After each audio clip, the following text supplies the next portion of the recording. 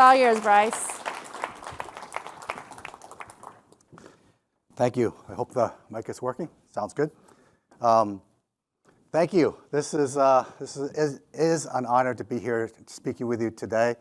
My background as a virtual CISO for Above Cloud, which is my company, and basically what we do is try to provide consulting services from a cybersecurity standpoint for all of our clients, no matter how small or how large they may be.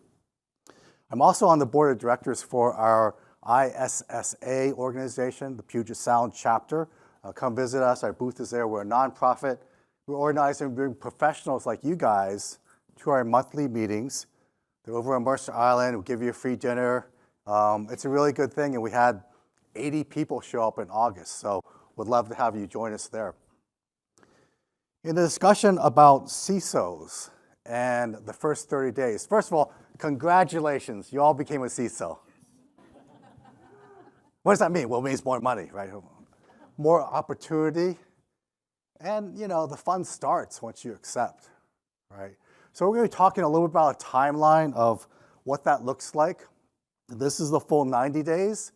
I'm not going to get to that because I got 20 minutes, right? And so there's no way we can talk about anything past 30 today, but it starts with that job interview. We're going to touch on that a little bit right now, because there's things you can do in that job interview that can help position you, right? So whenever you're talking with folks and you're explaining what it is that you're trying to do, what you're trying to, whether it's a CISO job or you're just trying to sell an idea, you really have to think about, well, what does that really mean?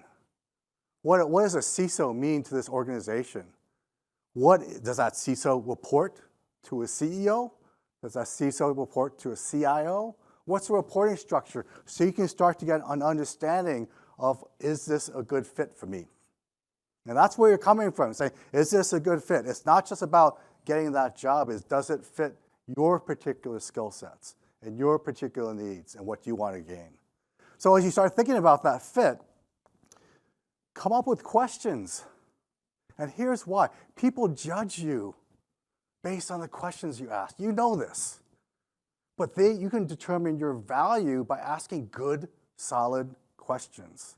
Because if you've had poor questions, then I'm going to say, oh, maybe this person doesn't really get what we're trying to do here.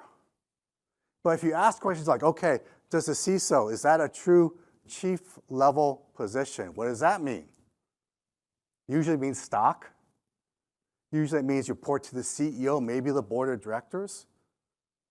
Think about those things. How am I being positioned in this? Is there a former CISO in this role, or am I coming in new? These are questions you can ask as you're being interviewed to position yourself, maybe not as an expert per se, but having knowledge about whether this is the right fit for me and for the company. So think about those questions. What I like to suggest is take a consulting perspective, come up with your specific line of questions, whether it's for a gatekeeper in HR or the actual hiring manager, which is perhaps the CEO. Come up with your list of questions and make them intentional and have them up here. So you're not referring to papers, asking your questions a list. But by doing that, you can give an impression. And yes, this is impression management. It's a CISO, you guys, right? That's the top of the heap. That's where we want to be. So what does that mean? Impression management, okay. Yeah, Bryce, I know NIST. I can do this stuff in my sleep. It's not about that. It's not about jargon. It's about positioning you to be a chief information security officer at that particular company. You're representing them. You're there saying, how I'm going to represent you when I get accosted by a breach or an attack. How am I going to justify or defend or come up with a new defense to get from there? How am I going to look at this from a risk management standpoint, not from a jargon IT perspective or technical way? How am I going to look at that from a business perspective? How can I articulate this in not jargon or IT comments or here's my vulnerabilities even, but from a business standpoint? We've got to talk in business language, which isn't what we're used to. It's out of our comfort zone, right? We're used to talking in jargon. We're used to using acronyms. Every acronym out there, forget them. don't qualify. There's a speaker earlier today who has that book that I hope you got signed. I did. And he had this whole list of, here's how I talk to the board. There was no jargon in there. There's no abbreviations. It was all about business. And that's what we want to talk about. That's what we want to focus on today. So some of the questions you want to talk about from a job interview standpoint: what is the CISO role? How is that portrayed in this particular organization? What does that mean? And then there are other things that you need to do before you get the job. What do I mean before you get the job? Well, what are you going to ask before you get the job? Reports. What reports are being given? Are they given to the board? How is cybersecurity information presented to the board? Can I see a presentation of what was presented to the board last quarter, last month, whatever? Was the CEO presenting it? That typically happens, right? Or was someone from a cybersecurity perspective presenting it? And get all that information ahead of time. Wouldn't it be great to have that info on day one? Yes, you want that. The other thing, what else do you want to have before you get the job? How big's the team? Do we have a cybersecurity team? How big is it? How many people are there? Because what's the first thing that people who are in an organization do when a new leader comes on board? They walk out the door. Bye, see ya, I got another job over here. You don't want your best people walking out the door. So you gotta build their trust coming in the door so they don't leave. Because that's maybe one of the number one perspectives from a CISO standpoint is losing good people, right? You lose those people, they're gone. It's all up in their heads. They didn't write it all down. So how are you gonna deal with that? How are you gonna manage those resources if they're gone out the door and you're kind of left with the hanger-ons, maybe aren't as quite as sharp as the people who left? So build trust from the beginning. Understand. And the best way to build trust is give it away. Start trusting them right out the door. If you don't trust them, how can they trust you? So you gotta be straight with them. You gotta say, hey, I may be making changes, but I really need to get my feet on the ground to understand where are we coming from, what are we doing really well, what are we doing not so well, and what are your thoughts on this? But in conjunction, you're gonna have things in your hand, you're gonna have solutions in your hand from that. Say, okay, I can fix this. Here's a quick fix. Hold off on your quick fixes. When you first start this whole process, you need to understand what's going to happen before you do a quick fix. Because what? A quick fix, what if it takes too long? What if you lost? You've lost the ability to really understand a business perspective. You've lost the ability to interview each member of your team, both individually as well as a group. You've lost the ability to talk with the business units, understand how are we going to drive security from their viewpoint? How are we going to enable the business from their standpoint? How are we not stopping from being the person who says stop, person who says, okay, go. Here's how we're going to help alleviate your risks, at the same time enabling the business and talking in business terms, which can be money, right? And then what are the fundamental basics of what we're trying to do here? So one is, you really want to come up from a standpoint and verify what you have. Maybe you do a risk assessment. Maybe you've got a methodology for doing that. Maybe you're implementing some type of report card or scorecard. So you can say, here's where we're starting from. I've got the lay of the land. Here's our starting point where we want to start from. And then over time, you can see how that progresses, and that can become your report card as you move forward. Other things that you want to do is go out and listen. Listen to your business constituents. Listen to the stakeholders. Who are your stakeholders? Who are the folks across the building or across the corporation that may give you a better understanding of what really drives the business? Sit with them. Sit with the stakeholders. Talk with their people. Get all layers of the organization, because the executives may not know what's going on at the bottom level, right? That never happens, right? It never happens. Business executives don't know what's going on at the floor level. Happens all the time, right? Every day it happens. So get the ground level perspective as well as a high level perspective so you know what to talk about. What are the issues? How are they being addressed? What's not being done? You can do that from that. And then, one of the things from a fundamental standpoint is if you find problems early in the design cycle, it pays off down the line. What's the most expensive way to find a problem? After it's implemented.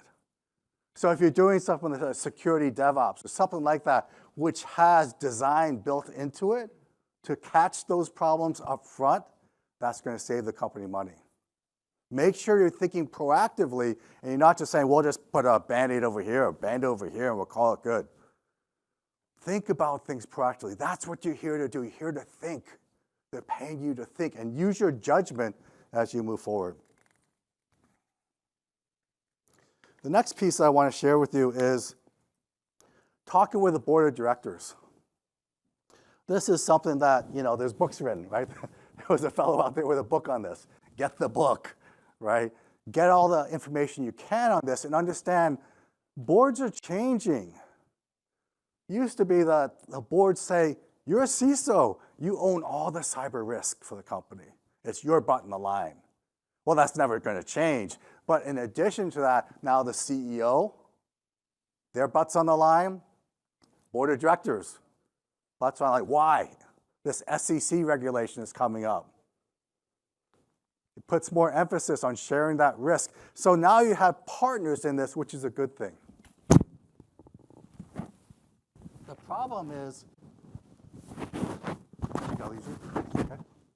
the problem is, how do we then look at that from a business perspective? A CFO looks and addresses risk in a very different way than we do.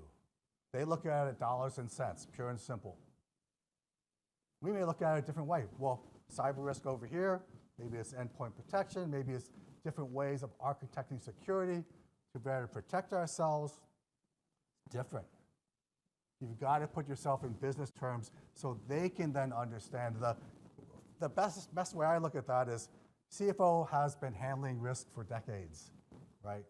They're looking at things like fraud, embezzlement. They know how to deal with those types of risks.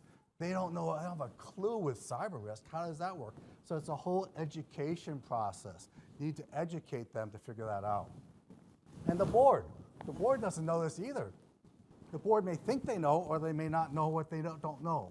And it's your job to educate them, and you may have to educate them at a second grade level instead of a college level or a university level. You may have to talk with them, understand how can we communicate in terms that you get so you can make that difference. And then from a sponsor standpoint, you really want to gain not just a mentor who's on the board, but someone who can sponsor you, someone who can talk about what your vision is all about when you're not there.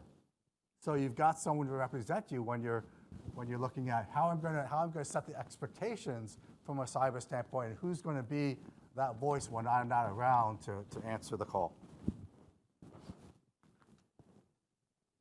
From a leadership standpoint, I talked a little about strategy already. The middle slide here, people, process, technology. We've heard that for years, decades, right? I'm replacing technology with budget. And the reason is I want to talk in business language, not IT language, not cybersecurity language. People, process, and budget. Doesn't have the same ring to it, I know.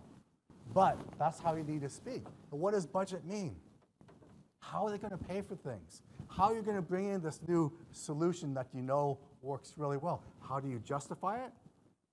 Who's my HR partner? Who's my finance partner? And how do I build these connections so I can get in here, and when I need something badly, I can get the funding that I need?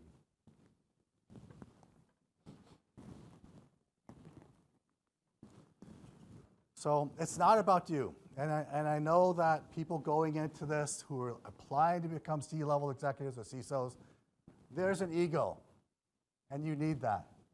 But you also need to be humble. And you need to come in here with a complete attitude. I'm going to listen. Listen, listen, listen. And that's actively listening. Using your questions. When you listen, you're actually asking specific questions that they can start building an impression of what you don't know and what you do know and how you can help. These are things that build relationships, and relationships drive the kind of business that you want to achieve. So rapport is important. Confident, not defensive, and a business enabler. That's so important. You're enabling the business. You're not just saying, we're going to hold the wall until you do this and I get to implement this solution. We can't do anything. Well, that's not good. How do you make it so that business executive is looking at you and saying, this is really how we want to proceed because it's good for the business. Think of creative solutions. I've got a client that looked at the penetration test deliverable and said, hey, I can deliver that to my prospective clients in the finance sector, in the healthcare sector, heavily regulated forums. I'll deliver our pen test solution to them, show them deliverable, here's how we're moving with this, here's how we're moving forward from a vulnerability standpoint. Think outside the box. Don't view it as, okay, there's this black box, we're just going to pour money down the hole, never see the money again. And what I want to do in this slide is, you want to think, you guys. That's what they're paying us for. They're paying us for your brain. They're not paying us just to do what we did in our previous job. You have to think now. You have to make judgments. There's a balance, there's a scale, and then in the middle of that head, right? So we're going to link, we're going to think, we're going to plan ahead. We're going to think, how do we make this work better for us and for the company, because I'm a shareholder now. I'm not just working at a job making my salary, and it's a little bit more than I used to make before. How are you going to do that? Don't jump to conclusions. Wait, figure things out. If you come in and say, okay, yeah, everything is great. You know, I looked at this and everything looks really good. What's going to happen in 6 months when you have a breach and you want to replace that? So think ahead. We're playing chess. How are we going to think ahead and say, okay, how are we going to deal with that if that comes up in the future? Don't paint a really rosy picture. Oh, that's good, but I think it could be improved. You're setting expectations. And you're looking at things from a standpoint of, I'm being proactive, I'm thinking of the benefit of the company, not just myself, not just where we stand today, but how we're going to conclude in the future.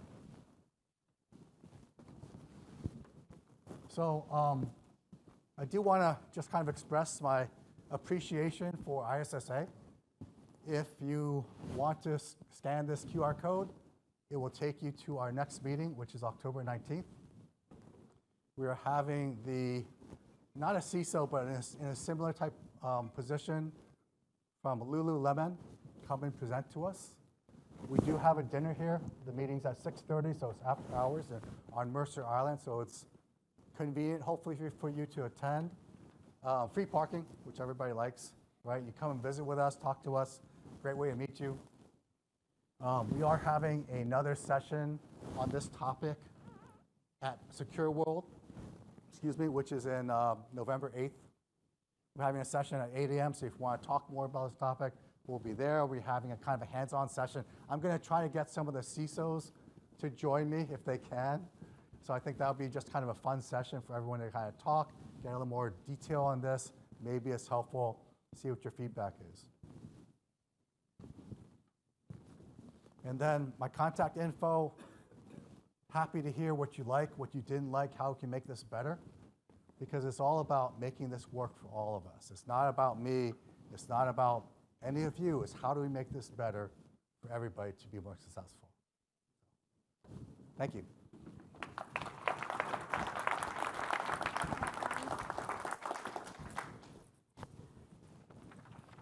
All right, Bryce, I expect you to promote data connectors at Secure World. All right. Thank you. I'll see you in a few minutes. Yep.